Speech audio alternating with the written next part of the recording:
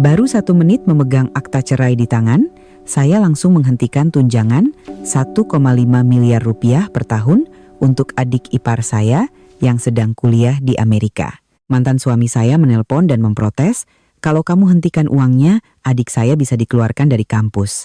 Saya tersenyum, besok akan ada kejutan yang lebih besar untuknya. Saya memegang surat cerai di tangan, masih terasa sedikit hangat dari stempel merah pengadilan, tetapi hati saya sedingin baru saja keluar dari musim dingin yang berlangsung selama 5 tahun. Hanya 1 menit. Tepat 1 menit sejak saya secara resmi tidak lagi menjadi istri dari pria bernama Bima. Saya berdiri di depan gerbang pengadilan negeri, terik matahari Jakarta di bulan Juni membuat aspal terasa membakar, tetapi kepala saya anehnya terasa begitu jernih. Tidak ada air mata, tidak ada gemetar, dan tidak ada sedikit pun keraguan. Saya membuka ponsel, menekan nomor yang sudah sangat saya kenal. Pak Andi, hentikan seluruh tunjangan untuk Vina. Di seberang telepon, hening sejenak sebelum suara asisten saya terdengar hati-hati. Baik, Bu, dihentikan seluruhnya, termasuk biaya kuliah, biaya hidup, sewa apartemen, semuanya langsung diblokir? Ya, semuanya. Saya mengerti. Saya menutup telepon. Hanya 1 menit. 5 tahun saya membiayai seseorang yang bukan darah daging saya lebih dari 1,5 miliar setiap tahun. Dan sekarang untuk mengakhirinya hanya butuh 1 kalimat. Saya mengangkat kepala.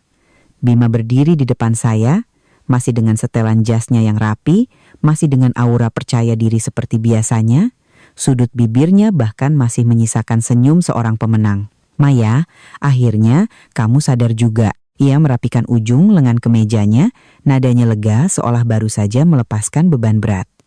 Harusnya dari 3 bulan lalu kamu tanda tangan, untuk apa diulur-ulur sampai sekarang. Tapi sudahlah, yang penting sudah selesai.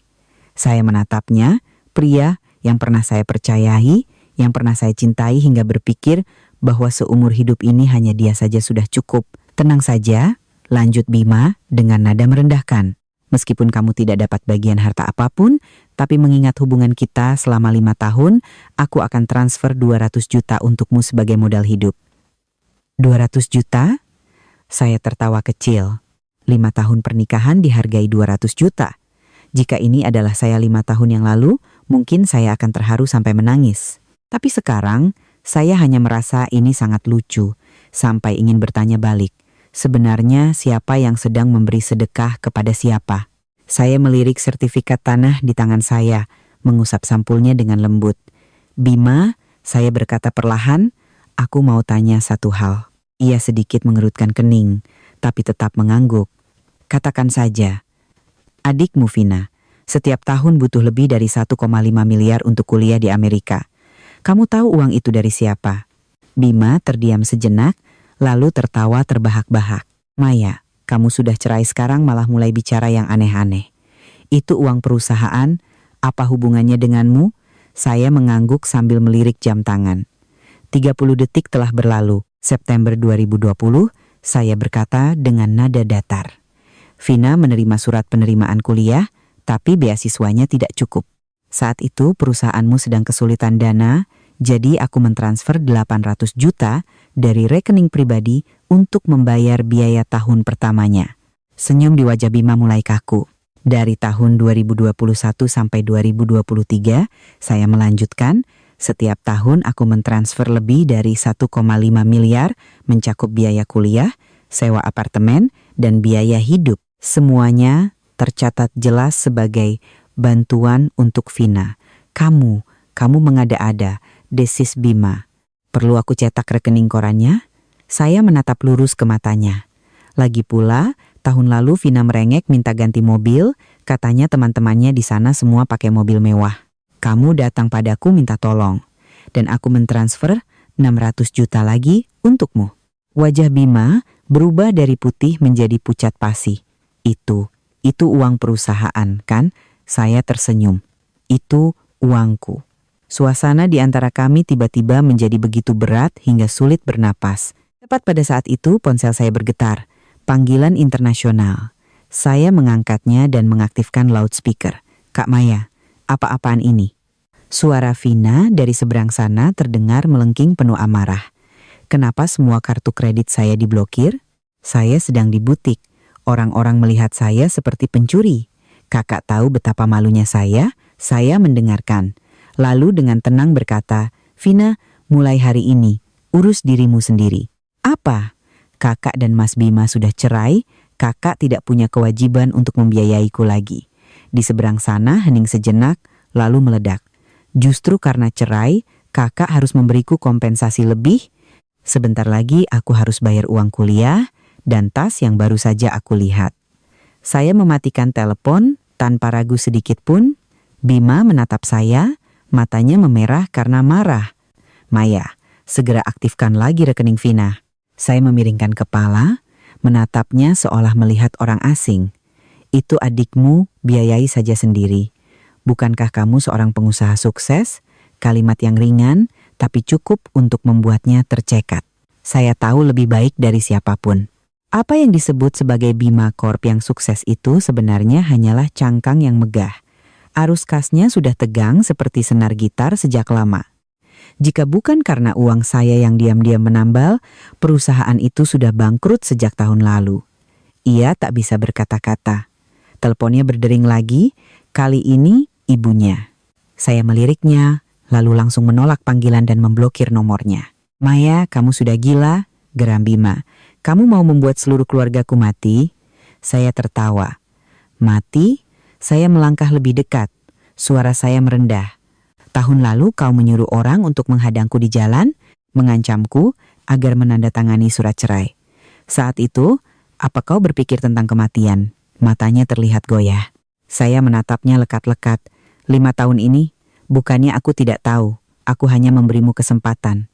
Saya berhenti sejenak, tapi sekarang aku sadar. Ada hal-hal yang sebanyak apapun kesempatan diberikan, tidak akan pernah berubah. Saya berbalik untuk pergi. Di belakang saya, suara Bima terdengar penuh kebencian. "Maya, kamu akan menyesal." Saya tidak menoleh, hanya mengangkat tangan dan melambai ringan. "Tenang saja. Besok akan ada kejutan yang lebih besar." Sebuah mobil hitam yang terparkir di tepi jalan membuka pintunya. Sopir menunduk. "Ibu Maya." Saya masuk ke dalam mobil. Melalui kaca spion, saya melihat Bima berdiri terpaku di bawah terik matahari. Wajahnya berubah dari marah menjadi bingung, lalu perlahan menjadi ketakutan. Ia tidak tahu bahwa mobil ini hanyalah yang termurah dari semua yang saya miliki. Sama seperti ia tidak tahu bahwa istri yang selama 5 tahun ini ia remehkan tidak pernah menjadi wanita biasa. Saya bersandar di kursi, memejamkan mata, dan menghela napas panjang. 5 tahun akhirnya berakhir, tapi ini baru permulaan. Mobil melaju, perlahan melewati keramaian lalu lintas Jakarta di siang hari. Kota ini masih seramai biasanya, tetapi di dalam hati saya terasa begitu tenang. Seperti setelah badai panjang, akhirnya bisa bernapas dalam-dalam tanpa harus menahan diri lagi. Saya membuka mata dan menatap keluar jendela. Gedung-gedung berlalu, jalanan yang akrab tiba-tiba terasa asing. Karena mulai saat ini, hidup saya telah berbelok ke arah yang sama sekali berbeda.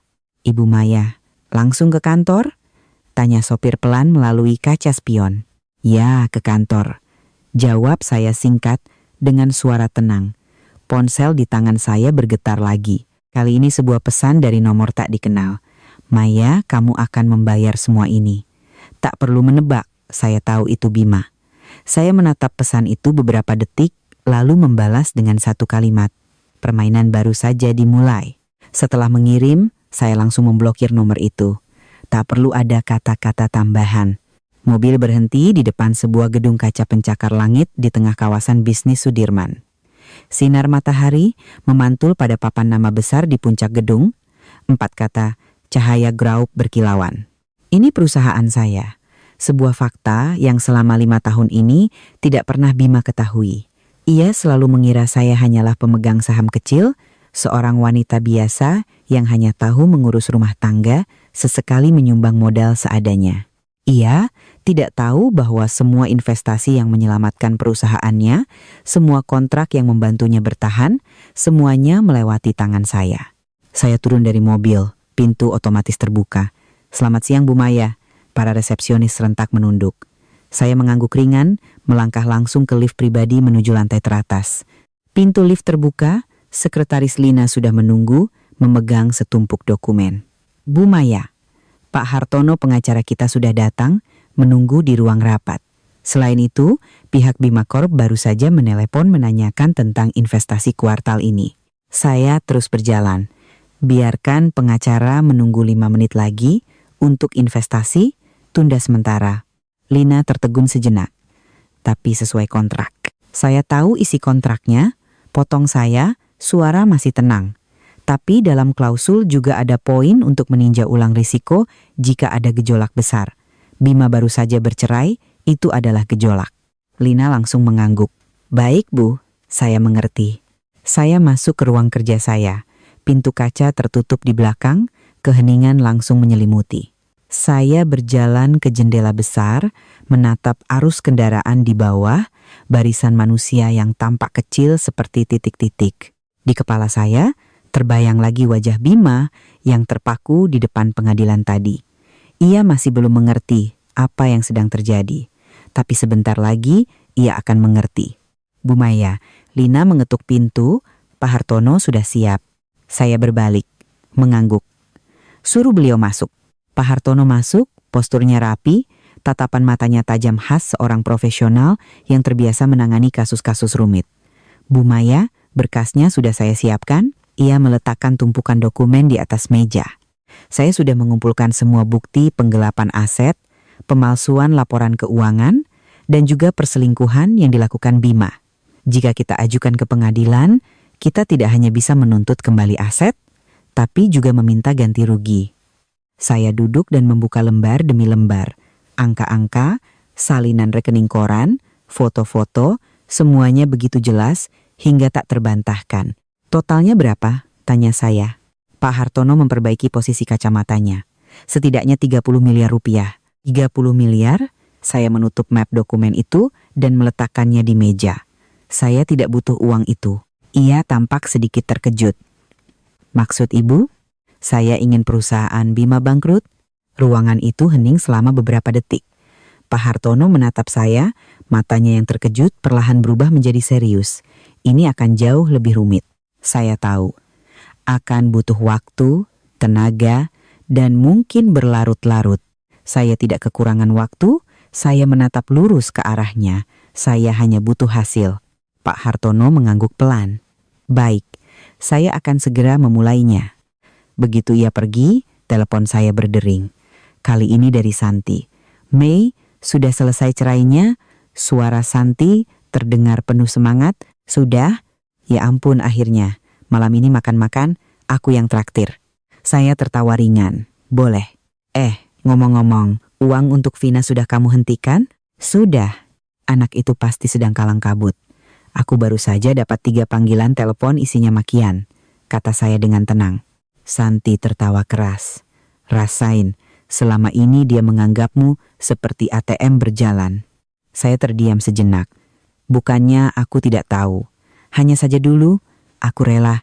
Mai, suara Santi tiba-tiba merendah. Kamu baik-baik saja? Saya menatap keluar jendela, sinar matahari sudah mulai melembut. Baik. Satu kata singkat, tapi kali ini benar-benar tulus. Bagus, kata Santi. Sekarang gilirannya membayar. Saya tidak menjawab, hanya tersenyum tipis dan menutup telepon. Sore itu berlalu dengan cepat. Tepat seperti yang saya duga, menjelang akhir jam kerja, berita mulai bermunculan. Bima Corp hadapi krisis arus kas. Mitra kerja tunda kerjasama. Bank tinjau ulang pinjaman. Saya duduk di depan layar, membaca setiap baris berita tanpa ekspresi. Telepon bergetar, Bima menelpon. Saya membiarkannya berdering sampai berhenti, lalu mematikannya. Tak lama, serangkaian pesan masuk. Maya, apa ini perbuatanmu? Kenapa investasi dihentikan? Angkat teleponnya, kita perlu bicara. Saya membaca semuanya, lalu menghapusnya tanpa membalas. 10 menit kemudian, telepon berdering lagi.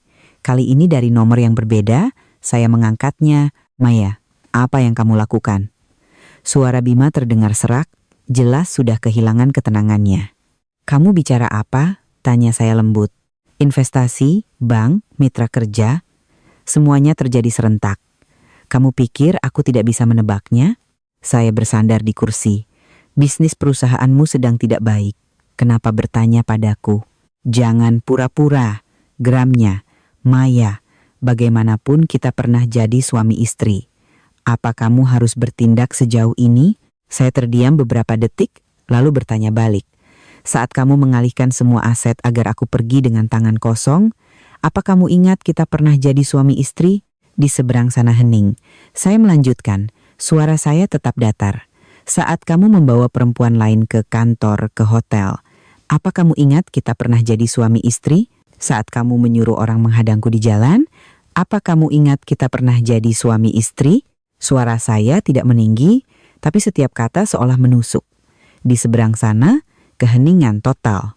Lama kemudian suara Bima merendah. Apa yang kamu mau? Akhirnya ia menanyakan pertanyaan itu. Saya menatap langit di luar, senja mulai turun. Kamu akan tahu, kata saya, lalu menutup telepon, tidak memberinya kesempatan lagi. Malam harinya, saya berdiri sendirian di ruang kerja. Lampu-lampu kota menyala, terhampar indah seperti lautan bintang buatan. Saya mengangkat gelas anggur, memutarnya perlahan. Cairan merah pekat itu berputar, memantulkan kilau lampu. 5 tahun, saya pernah berpikir, jika aku berusaha sedikit lagi, bersabar sedikit lagi, semuanya akan membaik. Tapi ternyata, ada orang-orang yang sebanyak apapun pengorbananmu, mereka akan selalu menganggapnya sebagai hal yang wajar. Saya menyesap anggur, pahit tapi menenangkan. Ponsel menyala, sebuah berita baru. Pinjaman 200 miliar Bima Corp resmi ditangguhkan. Saya tersenyum. Bima, ini baru permulaan. Di luar sana, kota tetap gemerlap. Dan di dalam diri saya, satu pintu telah tertutup dan pintu lainnya perlahan terbuka. Keesokan paginya, saya bangun lebih awal dari biasanya. Bukan karena tuntutan pekerjaan, tapi karena sebuah perasaan yang aneh, lega, namun juga waspada, tidak membiarkan diri saya lengah sedetik pun. Saya tahu apa yang terjadi kemarin hanyalah pembuka. Gelombang yang lebih besar masih menunggu di depan. Jika saya tidak menjaga ritme, saya bisa dengan mudah terseret kembali. Saya membuat secangkir kopi, berdiri di balkon menatap kota yang masih mengantuk. Sinar mentari pagi menyelimuti atap-atap rumah dengan lapisan emas pucat. Di kepala saya, terbayang kembali langkah-langkah yang telah saya lalui selama 5 tahun. Setiap transfer uang, setiap kali mengalah, setiap kali menutup mata, dan setiap kali menghibur diri sendiri bahwa cukup berusaha sedikit lagi. Saya memejamkan mata. Tidak ada lagi sedikit lagi. Telepon berdering. Itu Andi. Bu Maya, pagi ini ada pergerakan besar di pihak Bima Corp. Saya tidak terkejut. Katakan, bank secara resmi telah mengirimkan surat tagihan. Beberapa mitra juga mulai menuntut pembayaran segera. Saat ini, di depan kantor mereka sudah ada beberapa pemasok yang datang menagih utang. Saya menyesap kopi, suara saya tetap datar. Berita di media sudah naik semua? Sudah, Bu. Media finansial dan bisnis sudah memberitakannya, penyebarannya sangat cepat. Terus dorong beritanya. Baik, Bu.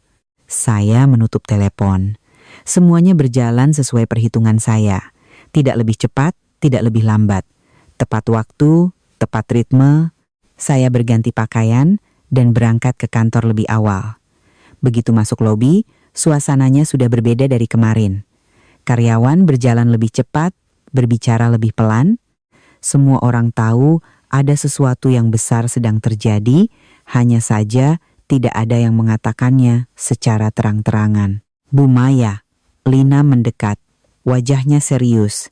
Ada perwakilan dari Bima Corp yang datang, ingin bertemu ibu. Saya terus berjalan. Tidak usah ditemui. Orang itu wakil direktur keuangan mereka. Justru karena itu, tidak perlu ditemui. Saya masuk ke dalam lift. Pintu tertutup, ruang privat itu langsung menyelimuti. Terkadang, diam adalah jawaban yang paling jelas. Setibanya di lantai atas, begitu saya melangkah keluar, telepon saya berdering tanpa henti. Bima menelepon. Saya melihatnya, tapi tidak mengangkat. Disusul dengan pesan singkat. Maya, aku tahu ini kamu. Situasi perusahaan sangat gawat. Jangan keterlaluan, kita bicara. Saya membaca semuanya, lalu meletakkan ponsel tanpa membalas. Beberapa menit kemudian panggilan lain masuk. Kali ini dari ibunya. Saya terdiam sejenak, lalu mengangkatnya. "Maya, apa yang kamu lakukan?" Suaranya melengking penuh amarah. "Perusahaan Bima hampir bangkrut dan kamu menghentikan uang untuk Vina juga. Kamu mau membunuh kami sekeluarga, ha?" Saya berdiri di dekat jendela, menatap arus lalu lintas di bawah. "Bu," saya berkata perlahan, "saya dan Bima sudah bercerai." "Memangnya kenapa kalau sudah cerai? Kamu itu tetap kakak iparnya Vina.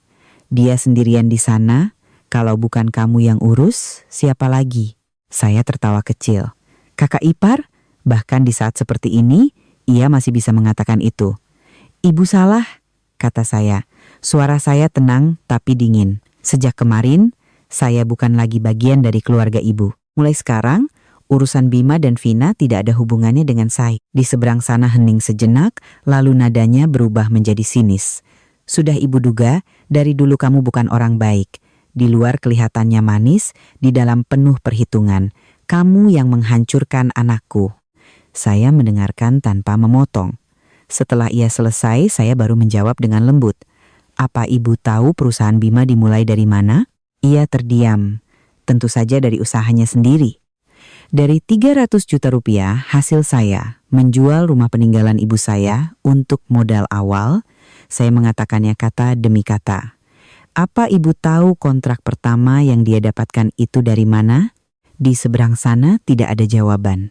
Saya yang meminta bantuan dari relasi ayah saya. Keheningan total. Saya melanjutkan, suara saya tidak meninggi, tapi setiap kata terdengar jelas. Perusahaannya 3 kali hampir bangkrut dan setiap kali saya yang mengeluarkan uang untuk menyelamatkannya. Ibu bilang, saya tidak baik? Lalu, selama 5 tahun ini, saya ini apa? Di seberang sana benar-benar tidak bisa berkata-kata lagi. Lama kemudian, suaranya melemah. "Itu kan tanggung jawabmu sebagai istri." Saya memejamkan mata sejenak, lalu membukanya. "Bukan," kata saya.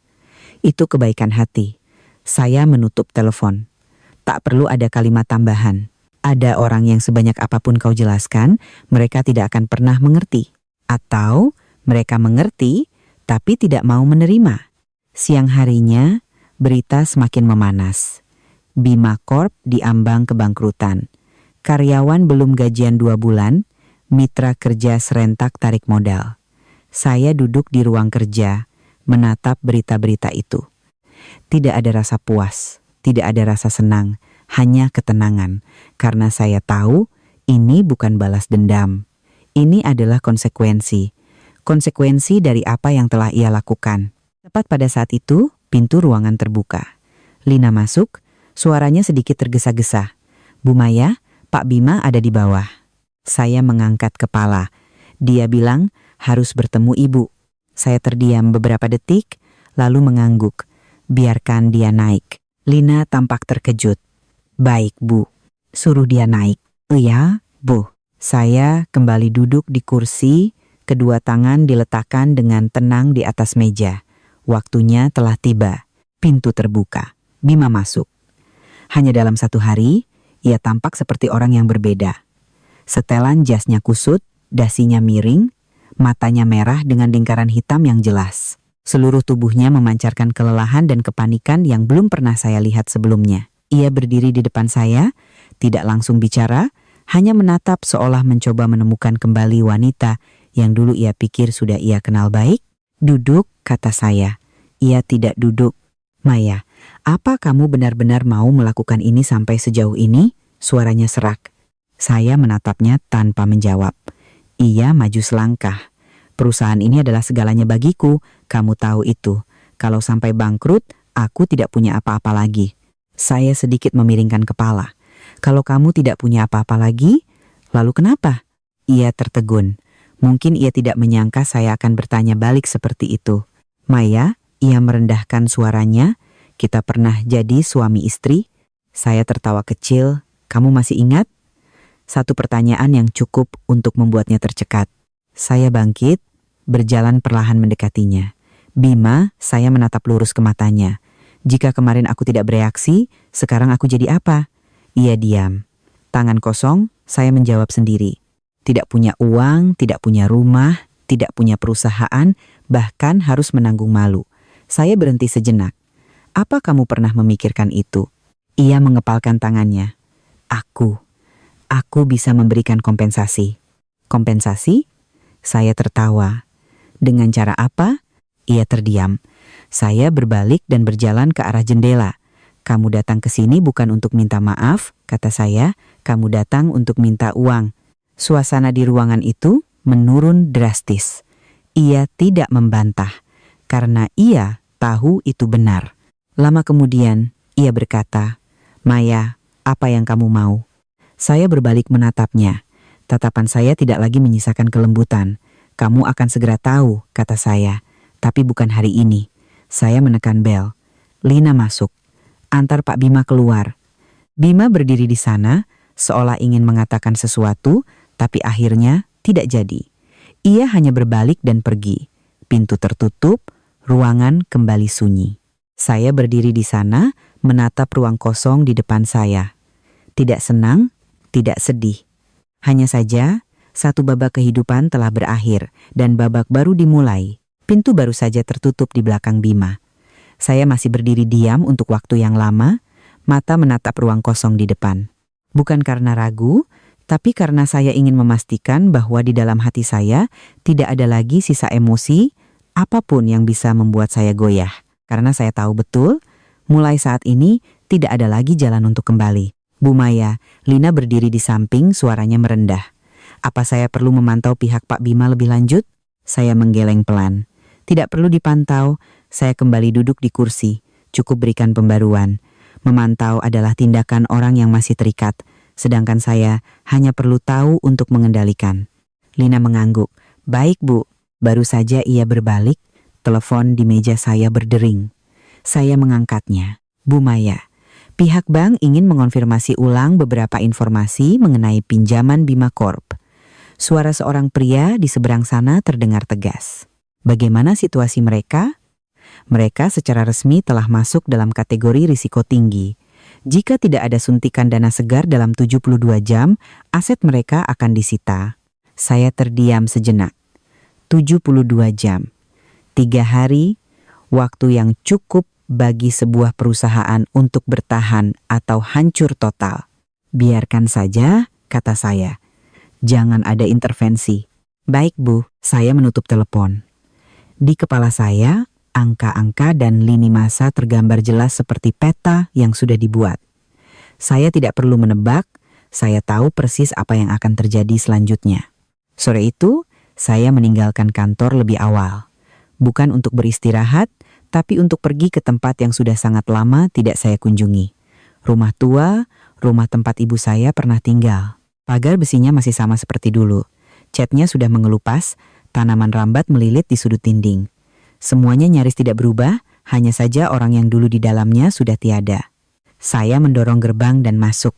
Suasana sunyi, aroma kayu tua, aroma waktu, dan aroma kenangan. Saya berjalan pelan melewati setiap ruangan, tangan saya mengusap dinding yang warnanya sudah memudar.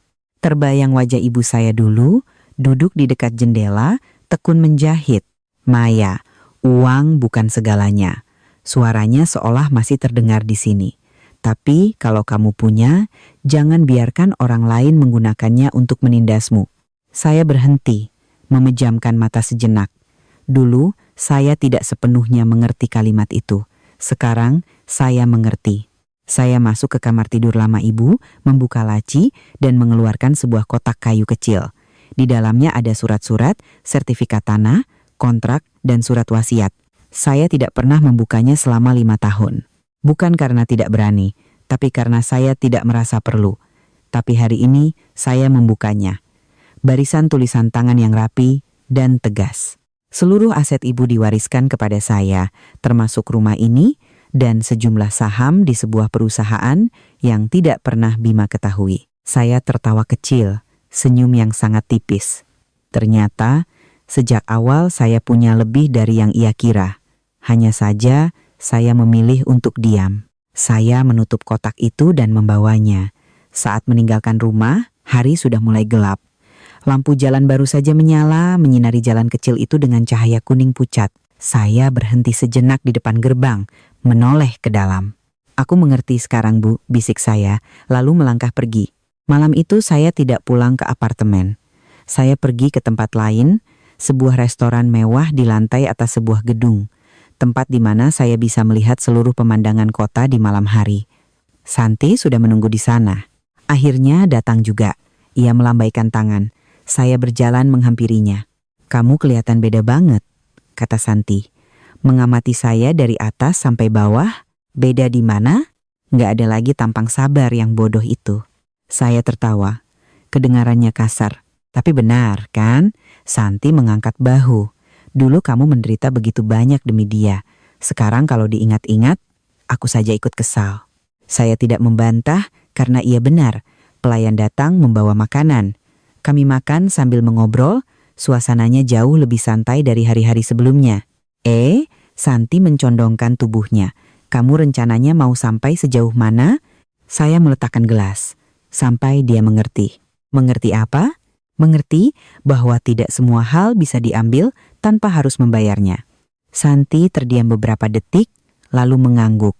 Pantas. Ponsel saya bergetar, sebuah pesan dari nomor tak dikenal. "Saya Direktur Bank X, kami ingin berdiskusi dengan Ibu mengenai utang Bima Corp." Saya membaca pesan itu dan tersenyum, ikan sudah memakan umpan. Santi mengangkat alis. "Kamu mau ngapain?" Saya tidak langsung menjawab, hanya menatap keluar jendela, lampu-lampu kota berkelip. "Besok akan jelas," kata saya. Keesokan paginya, saya datang ke bank sesuai janji. Ruang rapatnya luas dengan pencahayaan putih yang dingin. Seorang pria paruh-baya berjas berdiri saat saya masuk. "Ibu Maya." Ia mengulurkan tangan. Saya Tirtayasa. Saya menjabat tangannya dan duduk. "Kami sudah meninjau profil Bima Corp," katanya langsung ke intinya. "Situasinya sangat buruk." Saya tahu. Kami ingin bertanya, apakah Ibu berminat untuk ikut dalam restrukturisasi? Saya menatapnya. Dengan syarat, ia tersenyum tipis. "Ibu akan memegang kendali penuh." Saya tidak terkejut. Ini adalah langkah selanjutnya. Dan Bima akan dicopot dari posisi manajemen, tambah saya. Saya bersandar di kursi, terdiam beberapa detik, lalu berkata, "Setuju." Satu kata singkat tapi cukup. Permainan secara resmi memasuki babak baru. Saat saya meninggalkan bank, telepon berdering. "Bima." Kali ini saya mengangkatnya. "Maya, kamu sudah bertemu pihak bank kan?" Suaranya tergesa-gesa. "Ya, kamu. Kamu mau melakukan apa?" Saya berhenti di trotoar, menatap orang-orang yang berlalu lalang. "Kamu akan tahu." "Maya, jangan." "Selamat tinggal, Bima." Saya menutup telepon, tidak membiarkannya menyelesaikan kalimatnya. Angin bertiup sepoi-sepoi. Saya melangkah maju. Setiap langkah terasa mantap, tanpa menoleh ke belakang. Meninggalkan bank, saya tidak langsung kembali ke kantor, melainkan berjalan kaki cukup jauh di sepanjang jalan yang sudah akrab. Angin pagi yang sejuk bertiup lembut, cukup untuk membuat pikiran lebih jernih, dan cukup bagi saya untuk menyusun kembali setiap langkah selanjutnya dalam rencana yang sudah saya siapkan sejak lama. Hanya saja, baru hari ini semuanya secara resmi diletakkan di atas meja. Ponsel bergetar tanpa henti. Tak perlu melihat, saya tahu siapa. Bima. Kali ini saya tidak mengangkatnya, bukan karena menghindar, tapi karena belum saatnya. Ada jawaban-jawaban yang harus dibiarkan menunggu agar memiliki bobot yang cukup. Begitu saya memasuki lobi kantor, Lina sudah menghampiri. Wajahnya sedikit tegang. "Bu Maya, pagi ini ada insiden di Bima Corp." Saya berhenti. Katakan, karyawan berkumpul di depan gerbang menuntut gaji. Beberapa ada yang langsung mengundurkan diri di tempat. Media juga sudah ada di sana. Saya mengangguk ringan. Tidak terkejut. Ketika arus kas sebuah perusahaan terhenti, reaksi pertama selalu datang dari dalam. "Bank sudah mengirim pemberitahuan resmi?" "Sudah, Bu. Kemungkinan hari ini atau besok mereka akan memulai proses selanjutnya." "Siapkan semua dokumen," kata saya sambil masuk ke lift. Lina langsung mengerti. "Baik, Bu." Pintu lift tertutup. Ruangan sempit itu memantulkan bayangan saya di cermin, seorang wanita berdiri tegak, Tatapan matanya tak goyah, sangat berbeda dengan diri saya beberapa tahun lalu, yang hanya dengan satu panggilan dari Bima saja bisa cemas seharian. Saya menghela napas pelan, bukan karena lelah, tapi karena akhirnya terbebas. Setibanya di ruang kerja, baru saja saya duduk, telepon berdering. Kali ini saya mengangkatnya. "Maya," suara Bima nyaris berteriak. "Sebenarnya apa yang kamu mau?" Saya meletakkan telepon di meja, mengaktifkan loudspeaker. Suara saya tenang. "Kamu kehilangan kendali. Aku tidak butuh kamu mengajariku," geramnya. "Karyawan mogok, bank menyita, mitra membatalkan kontrak. Semua terjadi serentak. Kalau bukan kamu dalangnya, siapa lagi?" Saya tidak langsung menjawab, hanya bertanya balik.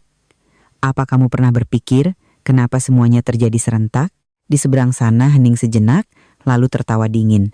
"Jangan berbelit-belit, katakan saja langsung." Saya bersandar di kursi, karena fondasimu sudah rapuh sejak lama. Suasana di seberang sana langsung hening. Saya melanjutkan dengan nada datar, "Aku hanya orang yang berhenti menopangnya." Satu kalimat yang cukup untuk membuka segalanya. Ia tidak berkata apa-apa, hanya terdengar napasnya yang berat. Lama kemudian, suaranya merendah. "Maya, aku tahu aku salah." Saya tidak terkejut. Ketika orang didesak ke sudut, mereka akan mengatakan hal-hal yang sebelumnya tidak pernah terpikirkan untuk diucapkan. "Aku tidak seharusnya memperlakukanmu seperti itu. Aku tidak seharusnya melakukan hal-hal itu." Saya diam, tidak memotong. "Tapi, bisakah kamu memberiku satu kesempatan lagi?" Kalimat itu, jika diucapkan dulu, mungkin akan membuat saya luluh. "Tapi sekarang, kamu mau kesempatan untuk apa?" tanya saya. "Untuk memperbaiki semuanya." Saya tersenyum tipis. "Kamu mau memperbaiki kesalahan atau mau menyelamatkan perusahaan?" Di seberang sana hening total. Tak perlu jawaban. "Saya sudah tahu. Tadi malam kamu sudah menelepon semua mitra." Lanjut saya. "Tapi tidak ada yang mengangkat. Kamu juga sudah ke bank, tapi mereka menolak bertemu." Saya berhenti. "Kamu tahu kenapa?" "Karena mereka tidak lagi percaya padamu." Suara saya tidak meninggi, tapi setiap kata terdengar jelas. Di seberang sana benar-benar sunyi. Lama kemudian, ia berkata, "Maya, apa yang harus aku lakukan?" Saya menatap keluar jendela, matahari sudah tinggi. "Sore ini datang ke kantorku," kata saya. "Sendirian." Saya menutup telepon tanpa penjelasan lebih lanjut. Tepat pukul 3 sore, Bima muncul. Kali ini ia tidak lagi terlihat tergesa-gesa seperti tadi pagi, tapi kelelahan masih jelas di wajahnya. Tatapan matanya sudah kehilangan kepercayaan diri yang dulu melekat, digantikan oleh sesuatu yang mirip kepasrahan. Ia masuk ke ruangan, tidak langsung bicara, hanya berdiri di sana. "Kukira kamu tidak akan datang," kata saya. "Aku tidak punya pilihan lain," jawabnya. Saya mengangguk. "Duduk." Ia duduk, kedua tangannya diletakkan di atas lutut, kepalanya sedikit menunduk. Untuk pertama kalinya, saya melihatnya dalam posisi yang lebih rendah dari saya. Bukan karena saya menekannya, tapi karena ia sendiri yang telah berjalan ke titik ini. "Aku akan bicara langsung." Saya memulai. "Bank telah setuju untuk mengizinkan saya ikut dalam restrukturisasi perusahaanmu." Ia langsung mengangkat kepala. "Apa?" "Saya akan memegang kendali penuh." Suasana membeku. Ia menatap saya seolah tidak percaya dengan apa yang didengarnya. "Lalu aku, kamu," lanjut saya, "akan mundur dari posisi manajemen." "Tidak mungkin." Ia melompat berdiri. "Itu perusahaanku." Dulu, saya mengoreksi. Satu kata, tapi cukup. Ia berdiri di sana, napasnya terengah-engah. "Maya, kamu merampasnya dariku." Saya menatapnya. "Bukan," kata saya. "Aku mengambil kembali apa yang memang seharusnya menjadi milikku." Ia tertegun. Saya membuka laci, mengeluarkan setumpuk dokumen dan meletakkannya di meja. "Kamu bisa lihat ini." Ia mengambilnya, membalik lembar demi lembar. Raut wajahnya berubah perlahan. "Itu adalah bukti semua uang yang telah aku investasikan ke perusahaanmu," kata saya. "Termasuk saat-saat di mana kamu sama sekali tidak mencatatnya." Ia terdiam. Saya melanjutkan, "Totalnya lebih dari 40 miliar. Ruangan itu sunyi senyap. Ia meletakkan dokumen itu. Tangannya sedikit gemetar. Aku tidak tahu." Tentu saja kamu tidak tahu, saya menatapnya lurus. Karena kamu tidak pernah bertanya. Satu kalimat yang sangat ringan, tapi terasa begitu berat hingga lawan bicara tidak bisa membantah. Ia duduk kembali, kedua tangannya memegangi kepala. Suaranya serak. Apa kamu benar-benar ingin mendorongku sampai ke jurang? Saya terdiam beberapa detik, lalu berkata, tidak. Ia mengangkat kepala. Aku memberimu jalan keluar.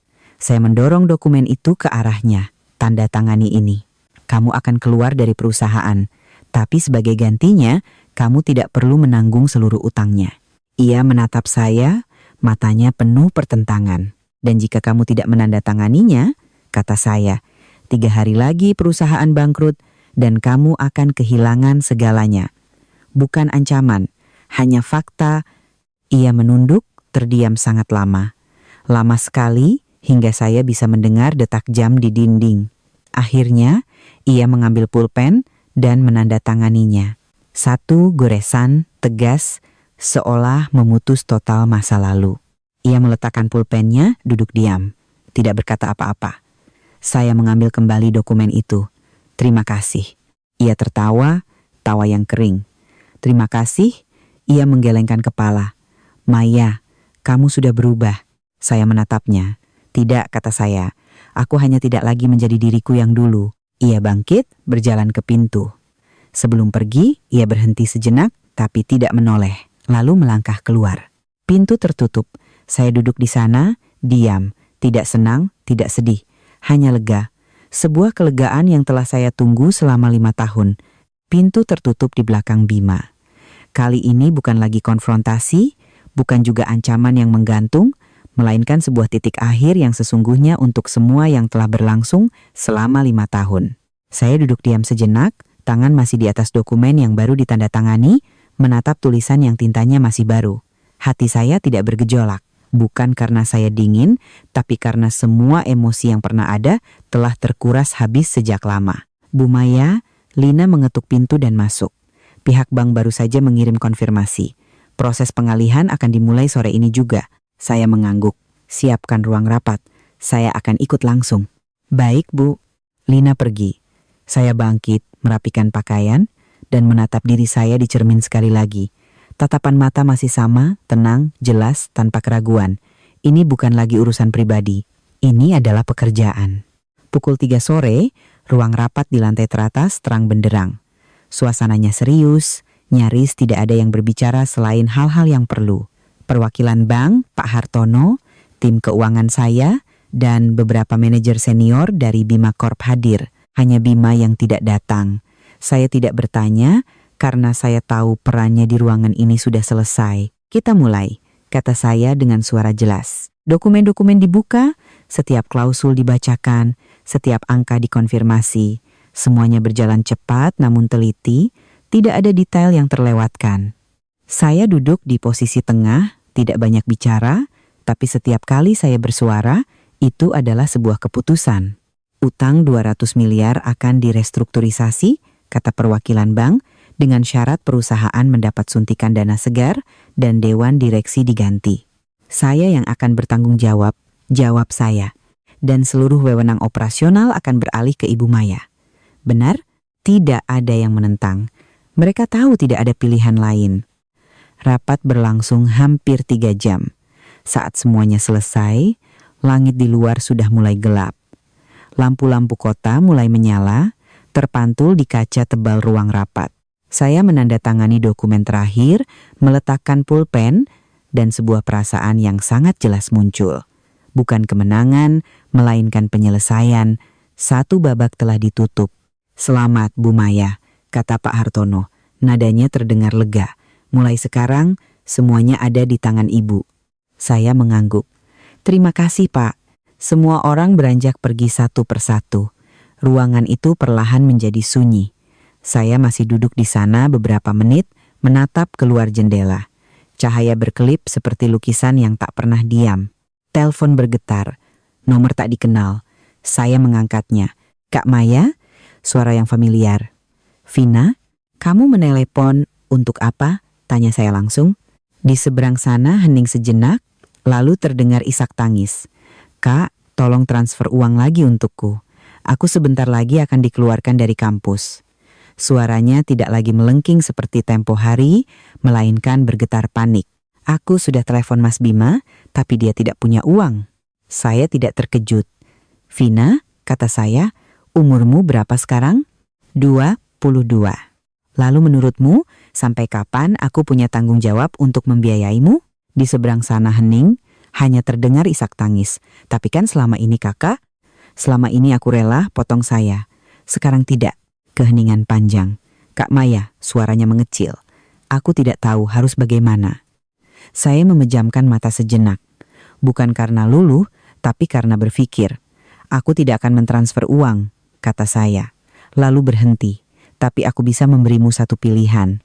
Di seberang sana langsung diam. Apa itu kak? Cari kerja. Paruh waktu atau penuh waktu. Kamu sudah cukup dewasa. Tapi aku kan sedang kuliah. Aku baru saja mengambil alih perusahaan Mas Bima, kata saya dengan tenang.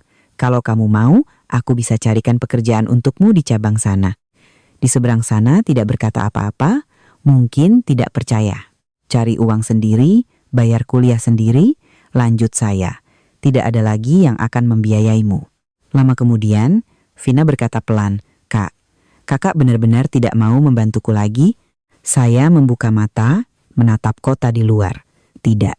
Saya menutup telepon tanpa ragu. Ada orang yang jika tidak kau hentikan, mereka tidak akan pernah belajar untuk berdiri sendiri.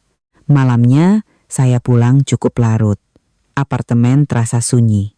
Tidak ada lagi pesan-pesan yang menekan, tidak ada lagi panggilan telepon yang penuh tekanan. Saya meletakkan tas, pergi ke dapur, menuang segelas air, dan bersandar di meja dalam diam. Sebuah keheningan yang dulu saya takuti, tapi sekarang terasa nyaman. Ponsel menyala. Pesan dari nomor yang tidak tersimpan. Maya, ini Bima. Saya melihatnya, tidak membalas. Pesan berikutnya. Aku sudah pindah dari kantor. Aku tidak punya apa-apa lagi. Malam ini aku duduk di kafe kita yang lama. Pesan itu berhenti di sana, tanpa penutup. Saya menatap layar beberapa detik, lalu mematikannya. Tidak datang, tidak membalas, tidak kembali. Saya melangkah ke balkon. Angin malam bertiup sepoi-sepoi, membawa hawa dingin, tapi tidak membuat saya menggigil seperti dulu. Saya berdiri di sana, menatap kota di bawah. Lampu masih menyala, arus lalu lintas masih berjalan, semuanya terus berlanjut. Meskipun ada seseorang yang kehilangan segalanya, dunia tidak berhenti. Dan saya juga.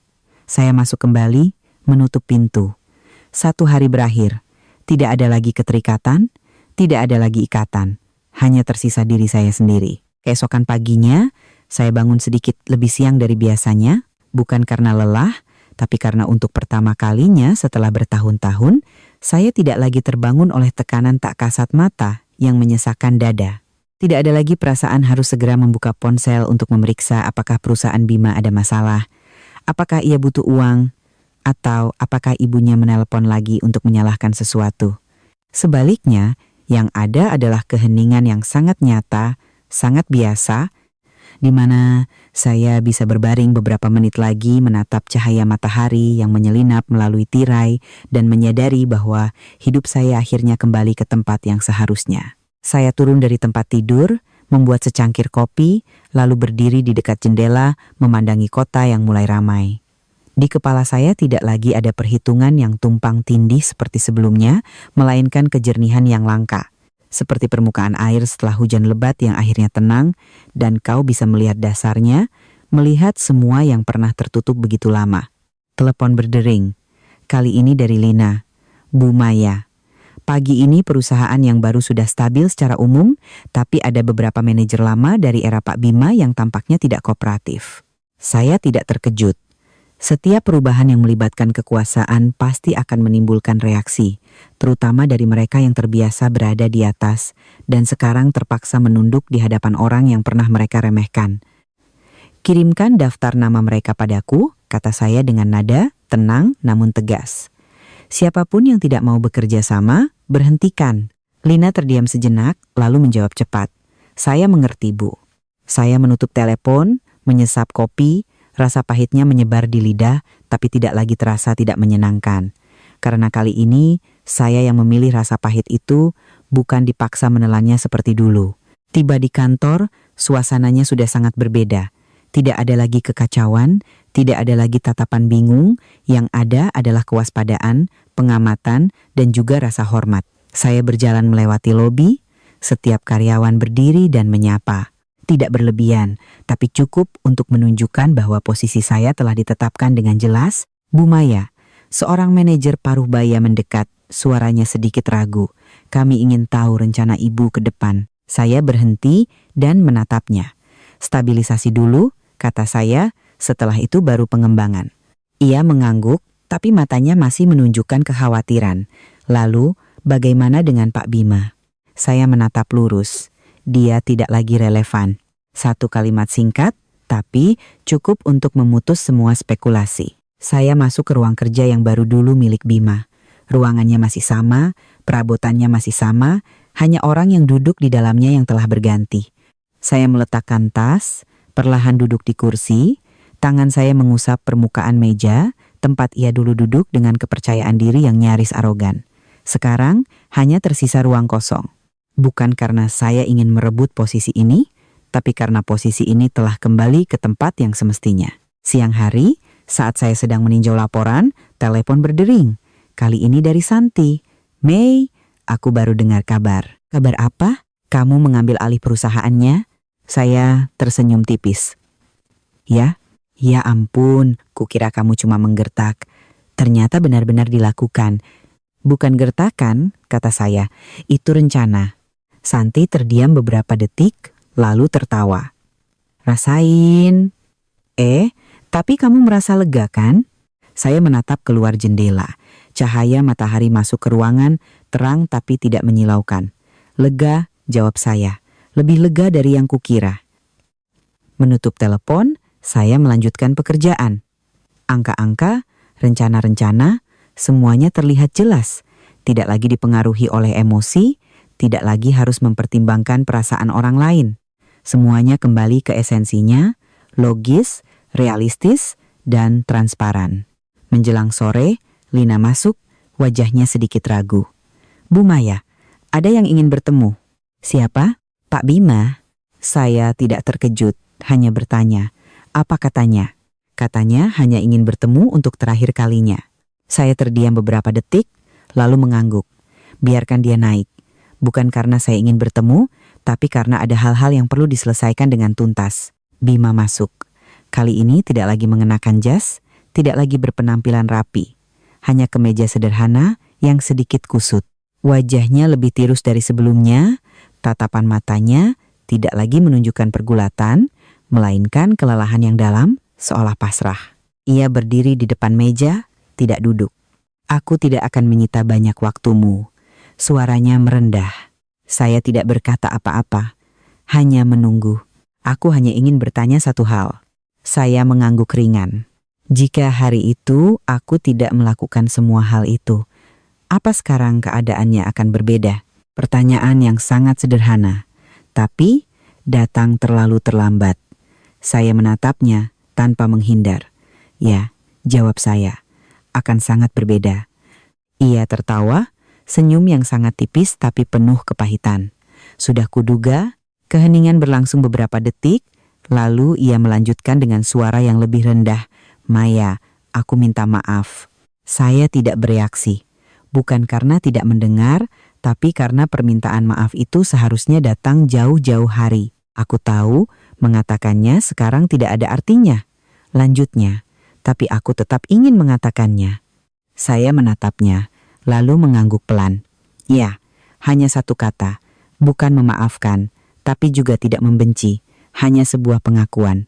Ia berdiri di sana beberapa detik lagi, lalu berbalik. Sebelum pergi, ia berhenti. Maya, saya tidak menoleh. Aku akan mengurus diriku sendiri. Saya tidak menjawab. Pintu tertutup. Kali ini benar-benar untuk yang terakhir kalinya. Saya duduk di sana, menatap ruang kosong di depan.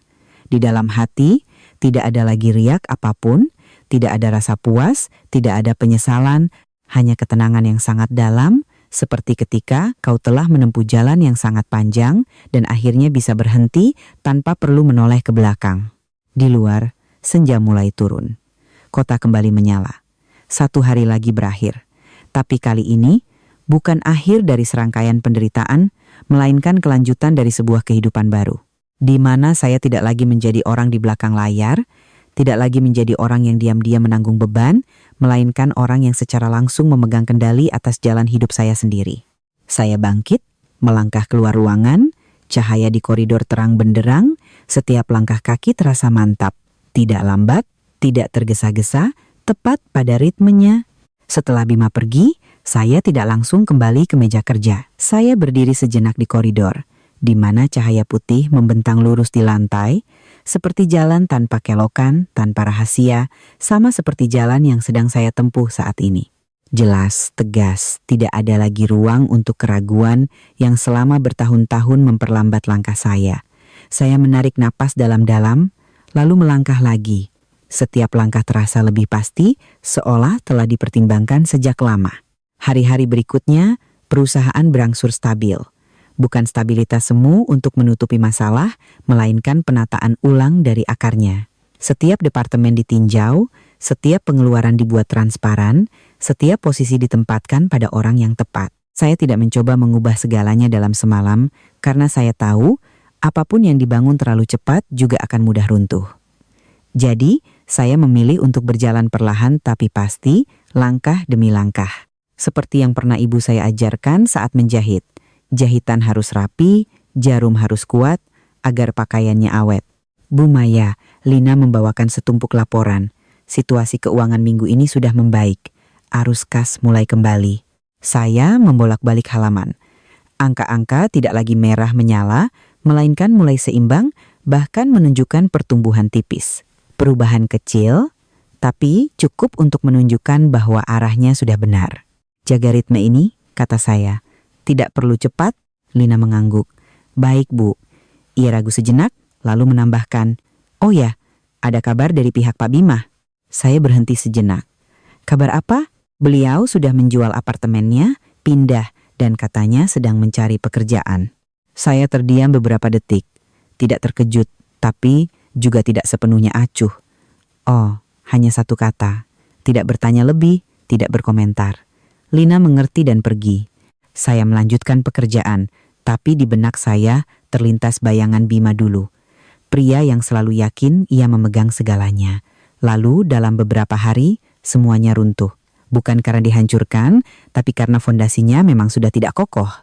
Sore itu, saya meninggalkan kantor lebih awal. Bukan karena ada urusan mendesak, tapi karena tiba-tiba ingin berkeliling kota. Tanpa tujuan, tanpa rencana. Hanya mengemudi perlahan melewati jalan-jalan yang akrab. Melihat orang-orang berlalu lalang, melihat wajah-wajah asing, dan menyadari bahwa hidup ini memang tidak berpusat pada siapapun. Apapun yang kau kehilangan atau dapatkan, ia akan terus berjalan tanpa menunggu. Saya berhenti di sebuah kedai kopi kecil. Masuk, memilih sudut yang tenang, memesan segelas es kopi hitam, lalu duduk di sana tanpa melakukan apa-apa. Hanya menatap keluar jendela di mana senja mulai turun. Setiap orang yang lewat memiliki ceritanya sendiri, hidupnya sendiri. Tidak ada yang saling kenal dan tidak perlu. Telepon bergetar. Sebuah pesan dari Vina. Saya membukanya. Kak Maya, aku sudah mulai bekerja. Saya membacanya. Tidak langsung membalas. Pesan berikutnya. Aku kerja di sebuah restoran. Gajinya tidak besar, tapi aku akan berusaha. Saya menatap layar beberapa detik, lalu mengetik balasan. Ya, hanya satu kata. Bukan dorongan, bukan celaan, tapi cukup. Cukup agar ia tahu. Jalan ini harus ia tempuh sendiri. Saya meletakkan ponsel, menyesap kopi. Rasa pahit yang akrab menyebar, tapi kali ini ada sedikit rasa manis di ujungnya. Sangat tipis, tapi nyata. Malam itu, saat saya tiba di rumah, kota sudah terang benderang. Cahaya dari gedung-gedung seberang masuk ke balkon, menciptakan pola terang dan gelap. Saya melangkah keluar, berdiri diam sejenak. Angin malam bertiup lembut di rambut, membawa hawa sejuk yang menenangkan. Saya bersandar di pagar, menatap ke bawah. Arus mobil masih mengalir tanpa henti, seperti waktu. Ponsel menyala lagi. Pesan lain, bukan dari Bima, bukan dari Vina, tapi dari nomor lama yang sudah sangat lama tidak saya hubungi. Maya, ini Om, teman ayahmu. Saya tertegun sejenak. Om baru pulang ke Indonesia. Dengar kabar tentangmu, ingin bertemu.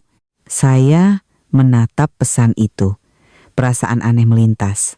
Bukan cemas, bukan penasaran, melainkan seolah pintu lain sedang terbuka. Saya tidak langsung membalas, hanya berdiri di sana menatap kota. Terbayang wajah ayah, orang yang telah lama tiada, tapi hubungan yang ia tinggalkan masih ada di suatu tempat, diam-diam, sama seperti apa yang ibu tinggalkan untuk saya. Tidak mencolok, tapi cukup untuk menjadi pegangan saat dibutuhkan. Saya menarik napas dalam-dalam, lalu membalas. Baik Om, kapan Om ada waktu? Setelah mengirim, saya meletakkan ponsel. Mata saya masih menatap kejauhan, di mana lampu-lampu menyambung menjadi pita tanpa akhir. Hidup saya juga begitu, tidak berhenti di sini. Tidak berakhir dengan meninggalkan sebuah pernikahan.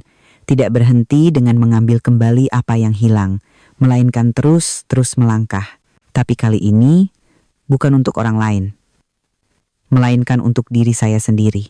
Saya tersenyum tipis, senyum yang sangat ringan, tapi tulus. Pesan dari pria yang mengaku sebagai teman ayah saya masih ada di layar. Tidak mendesak, tidak menekan, tapi menciptakan keheningan yang cukup dalam untuk membuat saya sadar bahwa hidup ini tidak pernah benar-benar berhenti di satu titik. Ia selalu membuka jalan baru di saat kita mengira semuanya telah tertutup. Saya berdiri di balkon lebih lama, membiarkan angin malam meniup sebagai cara untuk memperlambat diri.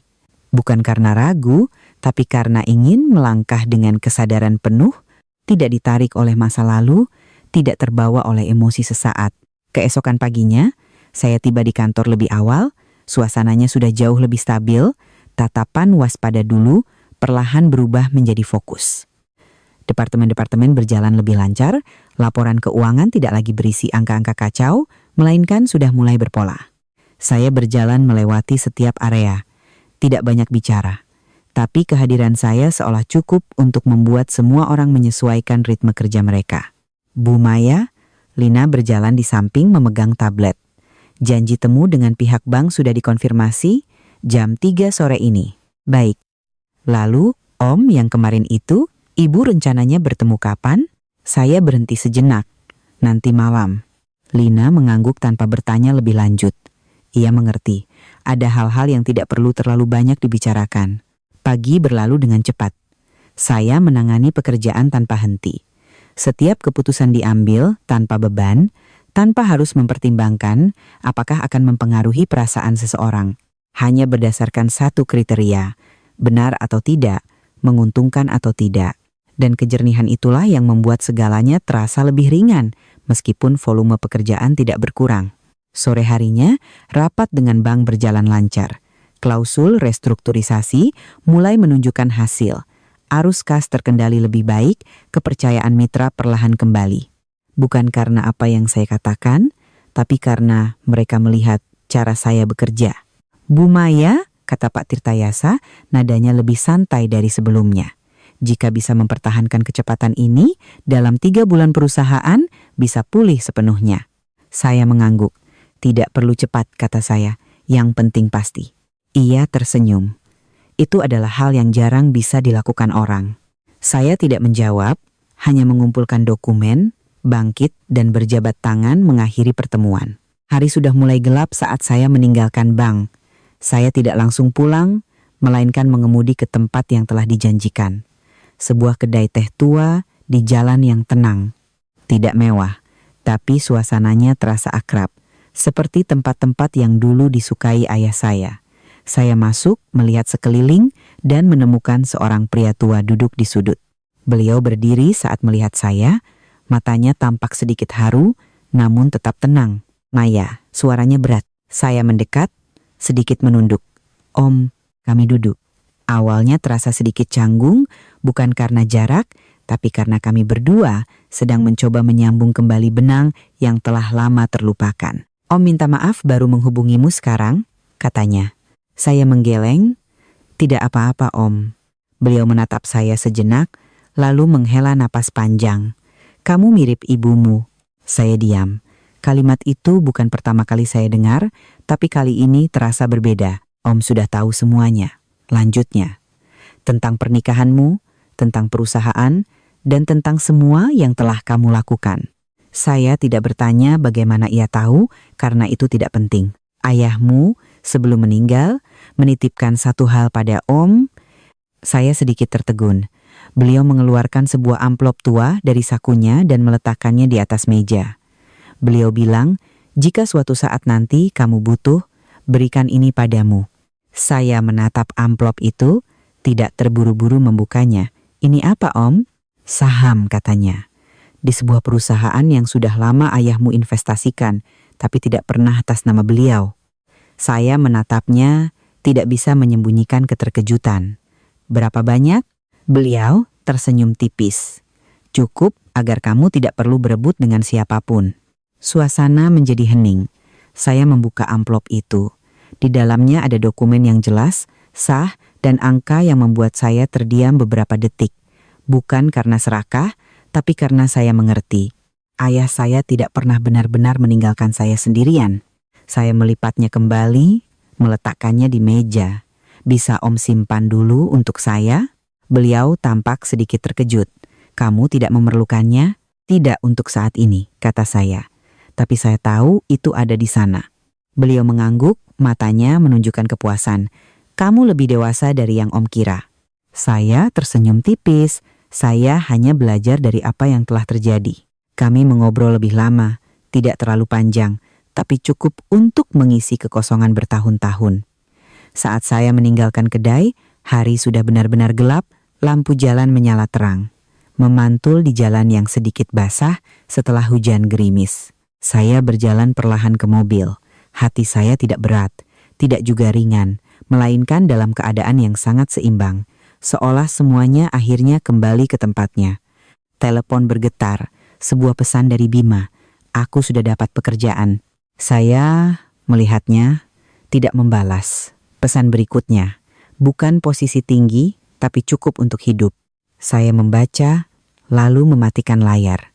Bukan karena dingin, tapi karena tidak ada lagi alasan untuk melanjutkan dialog apapun.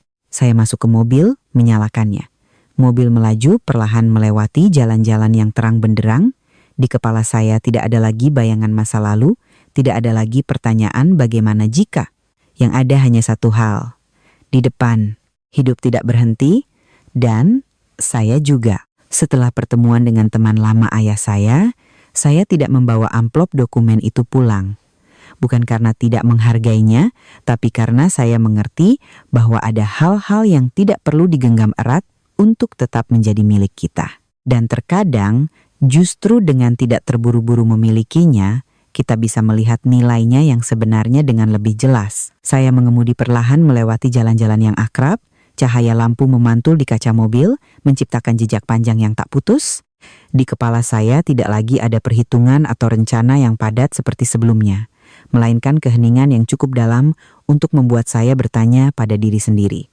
Jika tidak ada gejolak yang baru saja terjadi, apakah saya akan pernah keluar dari lingkaran yang telah saya ciptakan sendiri selama bertahun-tahun? Keesokan paginya, saat saya masuk ke kantor, suasananya tidak lagi menyisakan sedikit pun kekacauan awal. Semuanya berjalan tertib, bukan karena tekanan, melainkan karena stabilitas yang perlahan terbentuk dari keputusan-keputusan yang jelas. Saya berjalan melewati area kerja, mendengar obrolan pekerjaan yang teratur, tidak ada lagi bisik-bisik kebingungan. Dan itu membuat saya mengerti bahwa perubahan tidak perlu gaduh untuk menjadi efektif. "Bu Maya," Lina mendekat. Suaranya ringan tapi cepat. Pihak mitra dari Korea Selatan telah mengonfirmasi untuk menandatangani kembali kontrak.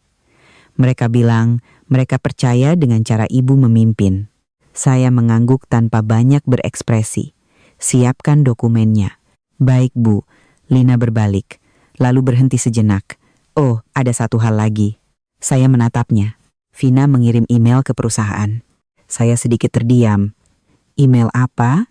"Dia melamar untuk magang di cabang di sana." Saya terdiam beberapa detik, lalu menerima tablet yang disodorkan Lina. Saya membuka emailnya. Tulisannya tidak lagi menuntut seperti dulu, melainkan rapi, jelas, dan sedikit ragu-ragu. Kak Maya, saya tahu saya tidak punya hak lagi untuk meminta, tapi saya ingin mencoba. Jika diizinkan, saya akan mulai dari posisi terendah. Saya selesai membaca, tidak terharu, tidak juga dingin, hanya merasa itu masuk akal. Terima, kata saya. Lina sedikit terkejut. Baik Bu, magang tanpa prioritas. Saya mengerti. Saya mengembalikan tablet itu. Ada pelajaran yang harus dibayar sendiri agar bermakna. Tapi jika seseorang benar-benar ingin berubah, kita juga harus memberinya jalan untuk memulai kembali. Bukan untuk mereka, tapi agar diri kita sendiri tidak perlu membawa kebencian. Siang hari, saat saya sedang meninjau rencana ekspansi, telepon berdering. Nomor tak dikenal. Saya mengangkatnya. Maya, ini Ibu. Saya tertegun sejenak. Bukan ibu kandung saya, melainkan Ibu Bima. Suaranya tidak lagi tajam seperti dulu, melainkan berat dan terdengar lelah. Ada apa Bu? Tanya saya. Ibu ingin bertemu denganmu. Saya tidak langsung menjawab. Bukan karena bingung, tapi karena saya sedang mempertimbangkan apa makna dari pertemuan ini. Hanya sekali saja, lanjutnya. Ibu tidak akan mengganggumu lagi. Saya menatap keluar jendela. Sinar matahari siang cerah, tapi tidak menyengat.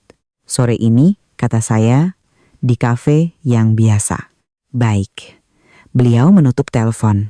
Tepat waktu, saya tiba lebih dulu, memesan minuman dan menunggu. Tak lama kemudian, beliau masuk. Posturnya masih sama, tapi terlihat jauh lebih kurus. Wajahnya tidak lagi menunjukkan ketajaman, melainkan kelelahan yang tak bisa disembunyikan. Maya, panggilnya. Saya berdiri dan mengangguk ringan. Bu, kami duduk. Awalnya hening. Bukan karena tidak ada yang ingin dikatakan, tapi karena terlalu banyak yang telah terjadi, sehingga kami berdua tidak tahu harus mulai dari mana. Ibu minta maaf, katanya. Saya tidak terkejut, tapi juga tidak bereaksi. Dulu, Ibu sudah banyak bicara yang tidak pantas padamu. Saya menatapnya tanpa memotong. Ibu pikir karena kamu punya uang, kamu punya tanggung jawab. Ibu tidak pernah berpikir itu adalah pilihanmu. Suaranya mengecil.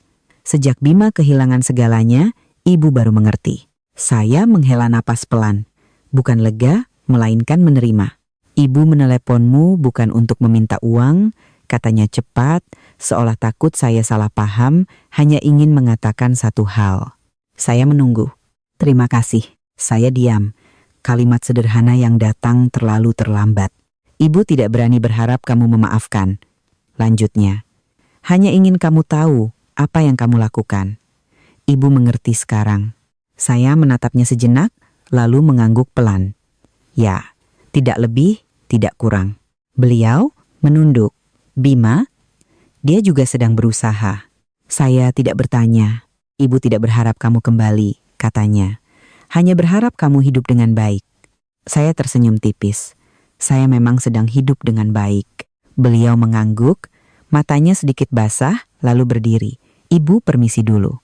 Saya tidak menahannya, hanya duduk di sana melihatnya pergi. Punggungnya perlahan menghilang di antara keramaian di luar. Saya tidak merasa puas, tidak juga menyesal. Hanya sebuah penutupan yang lembut, tanpa kebisingan, tanpa drama. Malam itu, saya pulang ke rumah, membuka pintu, lampu menyala. Ruangan yang akrab, sunyi, tidak ada lagi kebisingan dari masa lalu. Saya meletakkan tas, melangkah ke balkon, menatap kota. Cahaya lampu masih membentang tanpa henti. Ponsel menyala. Sebuah pesan dari Om. Maya, kapanpun kamu siap, Om akan mengalihkan semua bagian itu untukmu. Saya melihatnya, lalu membalas. Baik Om, tapi tidak perlu terburu-buru. Setelah mengirim, saya meletakkan ponsel, menarik napas dalam-dalam. Saya tidak perlu terburu-buru, karena untuk pertama kalinya, saya tahu persis kemana saya akan melangkah.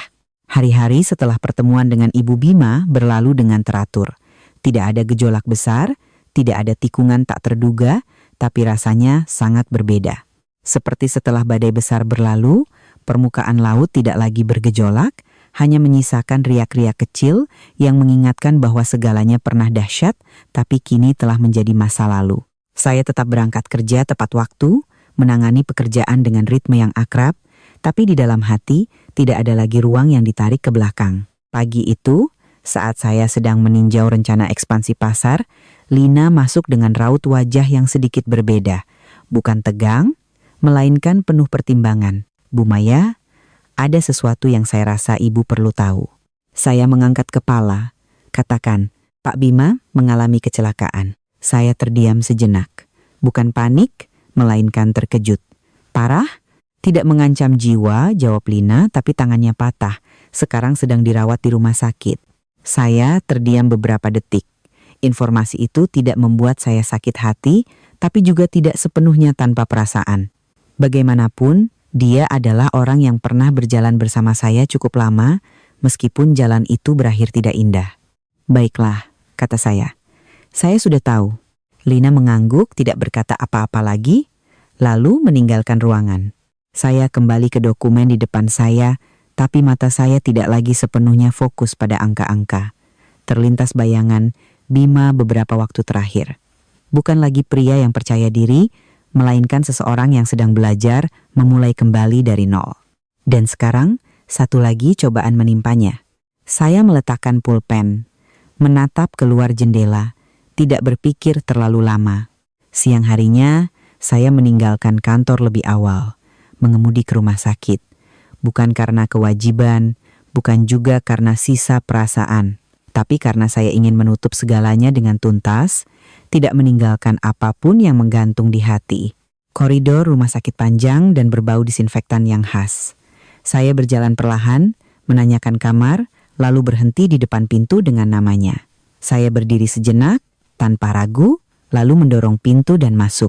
Bima terbaring di tempat tidur, tangannya digips, wajahnya sedikit pucat. Saat melihat saya, ia tertegun, jelas tidak menyangka saya akan datang. "Maya," suaranya serak. Saya menutup pintu, melangkah mendekat. "Bagaimana keadaanmu?" "Tidak apa-apa, hanya kecelakaan kecil." Saya mengangguk, menarik kursi dan duduk. Suasana di antara kami tidak lagi tegang, tidak juga berat, melainkan keheningan yang aneh, seperti dua orang asing yang memiliki kenangan yang sama. "Aku tidak menyangka kamu akan datang," katanya. "Aku juga tidak," jawab saya. Ia tersenyum tipis, senyum yang tidak lagi dipaksakan. "Terima kasih." Saya tidak menjawab, hanya menatapnya. "Pekerjaanmu baik-baik saja?" tanyanya. "Baik, syukurlah." Hening sejenak, lalu ia melanjutkan. "Aku sudah bekerja di perusahaan kecil. Tidak besar, tapi stabil." Saya mengangguk. "Bagus." Tidak ada lagi yang memanggilku bos. Ia tertawa, tapi tidak buruk juga. Saya menatapnya. Untuk pertama kalinya, saya melihatnya berbicara tentang hidupnya tanpa kesombongan. "Aku sudah banyak berpikir," lanjutnya perlahan, "tentang semua yang terjadi." Saya tidak memotong. "Dulu aku pikir, punya uang dan posisi itu sudah cukup." Ia menatap langit-langit. "Tapi ternyata, semua itu tidak bisa mempertahankan apapun." Saya menghela napas pelan. Bukan setuju, melainkan mengerti. "Maya." Ia menoleh, "Apa kamu bahagia?" Pertanyaan yang tak terduga. Saya berpikir sejenak, lalu menjawab, "Ya." Tidak panjang, tidak puitis, tapi jujur. Ia mengangguk, matanya melembut. "Syukurlah." Kami tidak banyak bicara lagi. Tidak mengungkit masa lalu, tidak mengorek luka lama. Karena kami berdua tahu, ada hal-hal yang sudah berlalu, tidak perlu diulang untuk membuktikan apapun. Saya bangkit, "Istirahatlah." Ia mengangguk. "Iya." Saya berbalik, melangkah ke pintu. Sebelum pergi, ia memanggil, "Maya." Saya berhenti. "Terima kasih karena tidak menghancurkanku sepenuhnya." Saya tidak menoleh, hanya berkata, "Bukan aku yang menghancurkanmu." Saya berhenti sejenak. "Kamu sendiri yang melakukannya." Lalu melangkah keluar. Pintu tertutup. Koridor masih panjang dan terang. Saya berjalan, tidak cepat, tidak lambat, tapi hati saya terasa sedikit lebih ringan.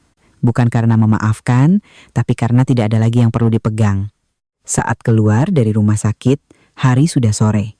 Sinar matahari keemasan menyinari jalanan. Saya berhenti sejenak, menarik napas dalam-dalam, lalu melangkah maju. Telepon bergetar. Pesan dari Lina. "Bu Maya, kontrak baru sudah ditandatangani." Saya melihatnya dan tersenyum tipis. Baik, hanya satu kata, tapi cukup. Hidup terus berjalan. Dan kali ini, saya berjalan dengan kaki saya sendiri. Meninggalkan rumah sakit, saya tidak terburu-buru kembali ke kantor. Saya mengemudi perlahan melewati beberapa jalan yang akrab, bukan untuk mencari sesuatu yang hilang, tapi untuk merasakan dengan lebih jelas bahwa segalanya benar-benar telah berubah. Bahwa apa yang dulu membuat saya sakit hingga tak bisa bernapas, kini hanya menjadi kenangan jauh. Tidak lagi punya kekuatan untuk menarik saya ke belakang. Dan perubahan inilah, meskipun tidak gaduh, yang membuat saya sadar betapa jauhnya jalan yang telah saya tempuh. Hari-hari berikutnya, ritme hidup saya begitu stabil hingga bisa ditebak. Pagi ke kantor menangani pekerjaan, sore rapat dengan mitra, malam pulang ke rumah. Tidak ada lagi panggilan mendadak, tidak ada lagi pesan yang membuat saya harus berhenti di tengah jalan untuk menyelesaikannya. Dan dalam keteraturan itu, saya perlahan mengerti satu hal yang dulu tak pernah saya sadari. Kedamaian bukanlah sesuatu yang datang dengan sendirinya, melainkan hasil dari banyak keputusan yang tegas. Bu Maya, Lina masuk ke ruangan, matanya lebih cerah dari biasanya. Laporan kuartal terakhir profitnya sudah positif. Saya berhenti menulis. Berapa? Tidak besar, tapi stabil. Saya mengangguk, menatap tabel angka.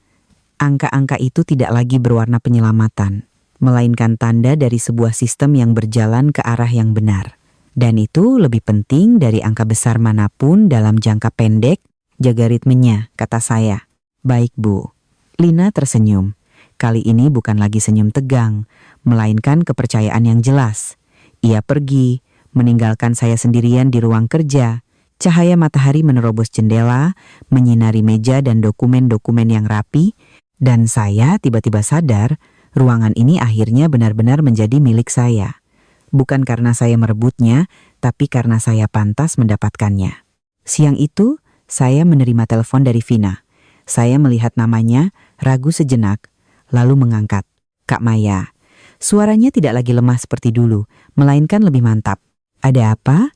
Aku ingin mengucapkan terima kasih. Saya diam. Pekerjaan ini, aku mulai terbiasa, katanya. Awalnya sangat sulit, tapi kurasa aku bisa. Saya tidak langsung menjawab. Bukan karena tidak tahu harus berkata apa, tapi karena saya sedang mendengarkan. Bukan hanya kata-katanya, tapi perubahan dalam cara bicaranya. Aku tidak berani minta bantuan kakak lagi, lanjutnya. Hanya ingin bilang, aku sudah mengerti sekarang.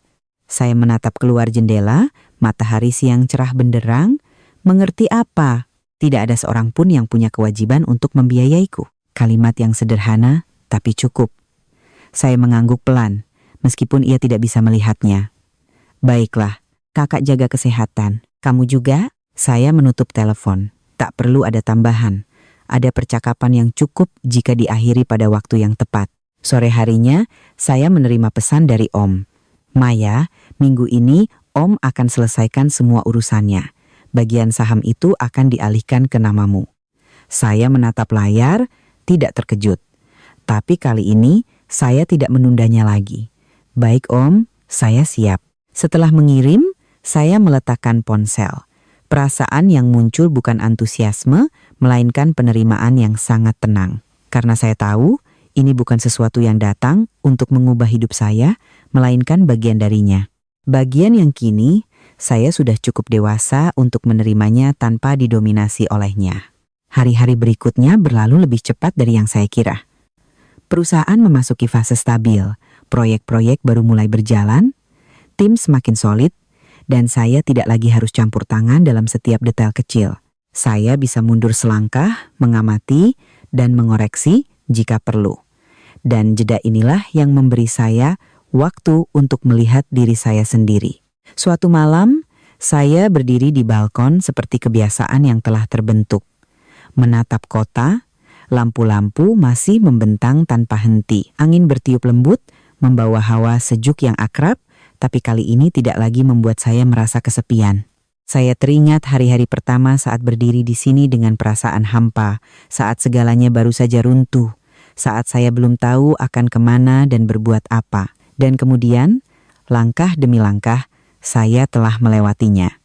Tidak cepat, Tidak mudah, tapi cukup mantap untuk tidak jatuh lagi. Telepon bergetar. Sebuah pesan. Bukan dari Bima, bukan dari Vina. Melainkan dari diri saya sendiri. Sebuah pengingat yang telah saya atur sejak lama. Hanya satu baris. Jangan lupa siapa dirimu. Saya menatap tulisan itu, lalu tersenyum tipis. Bukan karena saya baru ingat, tapi karena saya tidak lagi pernah lupa. Saya mematikan layar. Mengangkat kepala menatap langit malam. Tidak banyak bintang, tapi cukup untuk melihat bahwa di atas lampu-lampu buatan itu masih ada cakrawala yang jauh lebih luas. Saya tidak perlu lagi membuktikan apapun kepada siapapun, tidak perlu mempertahankan posisi dalam hidup orang lain, tidak perlu berkorban untuk mendapatkan pengakuan. Saya hanya perlu hidup sesuai dengan apa yang telah saya pilih. Dan kali ini, saya memilih diri saya sendiri. Hari-hari terakhir di penghujung tahun datang dengan tenang. Tidak gaduh, tidak tergesa-gesa. Sama seperti hidup saya yang perlahan memasuki orbit stabil setelah semua gejolak. Saya tidak lagi menghitung waktu dengan peristiwa besar, melainkan dengan pagi hari saat membuka mata tanpa merasakan tekanan, sore hari saat menyelesaikan pekerjaan tepat waktu, dan malam hari saat berdiri di balkon, menatap kota tanpa pertanyaan yang belum terjawab di hati. Dan kesederhanaan inilah yang dulu tak pernah saya sangka akan saya hargai. Perusahaan, setelah hampir setengah tahun restrukturisasi, tidak lagi tampak seperti tempat yang pernah diambang kehancuran. Ia telah menjadi sistem yang berjalan jelas dan transparan. Setiap departemen tahu apa yang harus dilakukan, setiap orang mengerti posisinya. Saya tidak lagi harus hadir di setiap rapat, tidak lagi harus menangani setiap masalah kecil. Saya bisa mundur, mengamati, dan turun tangan hanya jika benar-benar diperlukan. Dan itu bukan karena saya lengah, tapi karena saya telah membangun fondasi yang cukup kuat tanpa harus selalu menopangnya dengan tangan. Bu Maya, Lina masuk ke ruangan, senyumnya ringan tapi jelas. Laporan akhir tahun melebihi target. Saya menerima dokumen itu membolak-balik halamannya. Angka-angkanya tidak hanya bagus, tapi juga stabil. Tidak ada fluktuasi aneh, tidak ada lubang yang perlu ditambal. Dan itulah yang terpenting. Kerja bagus, kata saya. Lina sedikit menunduk. Berkat ibu. Saya menggeleng pelan. Berkat kita semua. Ia tersenyum, lalu pergi, meninggalkan saya sendirian di ruangan yang akrab. Sinar matahari senja masuk, tidak lagi menyengat, melainkan lembut. Sama seperti segalanya dalam hidup saya yang telah melembut setelah hari-hari yang pernah sangat berbeda. Sore itu, saya menerima pesan dari Vina. Kak Maya, aku diterima kerja permanen. Saya membacanya. Tidak terkejut, tapi tetap berhenti sejenak. Gajinya tidak tinggi, tapi aku bisa mencukupi kebutuhanku sendiri. Pesan berikutnya. Saya melihatnya, lalu mengetik balasan. Ya, semangat. Tidak panjang, tapi cukup. Ada hubungan yang tidak perlu kembali seperti dulu, cukup berlanjut dengan cara yang berbeda. Seminggu kemudian, saya menerima undangan pembukaan sebuah perusahaan kecil. Nama pengundangnya, Bima. Saya memegang kartu itu, menatap tulisan yang tercetak jelas. Tidak mencolok, tidak mewah, hanya sebuah undangan tanpa pesan pribadi. Saya tidak langsung memutuskan, hanya meletakkannya di meja. Pada hari itu, saya tetap bekerja seperti biasa. Menangani pekerjaan, rapat, menandatangani dokumen, semuanya berjalan seperti hari biasa. Tapi saat sore hari berakhir, saya berdiri di depan meja, menatap undangan itu sekali lagi, lalu mengambilnya. Bukan karena saya merasa harus pergi, tapi karena saya ingin menutup segalanya dengan tuntas. Acara pembukaannya tidak besar, tidak ramai. Hanya sebuah ruang kecil, beberapa meja kursi, beberapa pot tanaman, dan papan nama yang masih baru. Saya masuk, tidak ada yang langsung memperhatikan, sampai Bima melihat saya. Ia tertegun sejenak, lalu mendekat. Maya. Suaranya tenang, tidak lagi tergesa-gesa, tidak lagi tegang. Selamat, kata saya. Terima kasih. Kami berdiri di sana. Tidak terlalu dekat, tidak terlalu jauh. Seperti dua orang yang pernah berjalan di jalan yang sama, lalu berbelok ke arah yang berbeda. Tidak menoleh ke belakang, tapi masih bisa saling melihat di satu titik persimpangan yang singkat. Aku tidak menyangka kamu akan datang, katanya. Aku juga tidak, jawab saya. Ia tersenyum tipis. Tapi aku senang. Saya mengangguk, melihat sekeliling, ruangannya sederhana tapi rapi, tidak ada kemewahan seperti dulu, melainkan sebuah awal yang sesungguhnya. Aku memulai lagi dari awal, katanya, seolah menjelaskan. Bagus, jawab saya, tidak bertanya lebih, tidak menilai, hanya mengakui. Beberapa saat kemudian, saya meletakkan sebuah amplop di meja. Sedikit. Ia melihatnya, tidak membukanya. Aku tidak perlu. Aku tahu, potong saya. Tapi ini bukan untukmu. Ia terdiam. Ini untuk sebuah permulaan, kata saya. Ia terdiam beberapa detik, lalu mengangguk. Terima kasih. Tidak banyak kata, tapi cukup. Saya tidak tinggal lama. Hanya berdiri beberapa menit lagi, lalu pergi. Tanpa menoleh, tanpa kerinduan. Karena saya tahu, hidup kami masing-masing sudah berada di orbitnya sendiri dan tidak perlu bersinggungan lagi. Saat saya melangkah keluar, hari sudah gelap. Lampu jalan menyala, suasana tidak lagi seramai siang hari. Saya berhenti sejenak, menarik napas dalam-dalam, lalu melangkah maju. Telepon bergetar. Pesan dari Om, Maya, semuanya sudah selesai. Saya melihatnya dan tersenyum. Baik Om. Hanya satu kata, tapi mengandung segalanya. Saya masuk ke mobil, menyalakannya. Mobil melaju perlahan melewati jalan-jalan yang akrab. Tapi kali ini, perasaannya tidak lagi sama. Bukan lagi pencarian, bukan lagi pelarian, melainkan pergerakan yang sangat jelas. Saya tahu kemana saya pergi dan mengapa saya pergi. Setibanya di rumah, saya melangkah ke balkon. Sebuah kebiasaan yang telah menjadi bagian dari diri saya. Menatap kota, lampu-lampu masih membentang tanpa akhir. Tapi kali ini, saya tidak lagi merasa kecil di dalamnya. Saya berdiri di sana sangat lama, tidak memikirkan masa lalu, tidak khawatir tentang masa depan, hanya berada di saat ini. Dan pada saat itu, saya mengerti satu hal dengan sangat jelas. Bukan saya telah mengalahkan siapapun, bukan saya telah kehilangan apapun, melainkan saya telah kembali menjadi diri saya yang sesungguhnya. Sebuah versi yang tidak perlu bergantung pada siapapun untuk ada. Tidak perlu membuktikan nilai dengan pengorbanan. Tidak perlu mempertahankan hubungan hanya karena takut kehilangan. Saya telah melewati sebuah pernikahan, sebuah kehancuran, sebuah perjalanan untuk merebut kembali apa yang menjadi milik saya. Tapi hal terpenting bukanlah apa yang saya dapatkan kembali, melainkan apa yang telah saya pelajari. Bahwa kebaikan hati tidak salah, tapi harus ditempatkan dengan benar. Bahwa cinta bukanlah penderitaan, melainkan rasa hormat. Dan bahwa terkadang melepaskan bukanlah kehilangan, melainkan satu-satunya cara untuk mempertahankan diri sendiri. Saya tersenyum tipis. Lampu kota masih menyala, hidup terus berjalan dan saya juga. Jika Anda baru saja menemani cerita ini hingga baris terakhir, mungkin di dalam hati Anda bukan hanya ada emosi, tapi juga keheningan yang dalam. Sebuah jeda untuk bertanya pada diri sendiri. Dalam hidup ini, sudah berapa kali kita memberi hingga lupa menyisakan sebagian untuk diri kita sendiri? Kisah Maya bukanlah kisah satu orang perempuan saja, melainkan kisah banyak dari kita. Orang-orang yang pernah percaya bahwa jika kita cukup berkorban, cukup bersabar, maka segalanya akan menjadi lebih baik dengan sendirinya. Tapi hidup tidak berjalan seperti itu. Ada hubungan di mana semakin kau memberi, semakin orang menganggapnya wajar. Ada orang di mana semakin kau mengalah, semakin mereka maju. Dan ada saatnya kau kalah bukan karena lemah, tapi karena kau memilih untuk menahan terlalu lama. Maya pernah seperti itu. Ia tidak kurang cerdas, tidak kurang berani, juga tidak kurang kesempatan. Tapi yang membuatnya terjebak selama bertahun-tahun adalah sesuatu yang sangat kita kenal. Perasaan dan kepercayaan. Percaya bahwa orang yang ia cintai akan berubah. Percaya bahwa keluarga akan mengerti. Percaya bahwa sedikit lagi saja sudah cukup. Tapi hidup tidak memberi penghargaan pada kesabaran yang buta. Ia hanya mengembalikan padamu persis seperti apa yang kau izinkan orang lain lakukan padamu.